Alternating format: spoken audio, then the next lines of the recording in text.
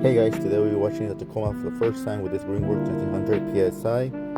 I got it off Amazon. It was on discount. It has 4 different nozzles. It is electric, but it works pretty well, I think. As you can see, it does take up mods.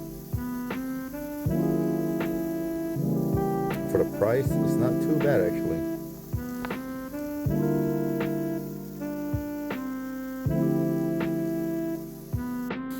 Here I'm using the 40-degree nozzle for cars.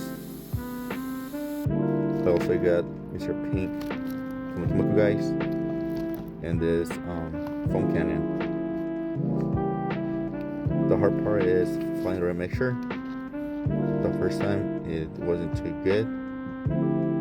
As you can see here, the foam is not the best. You just gotta find the right mixture for it.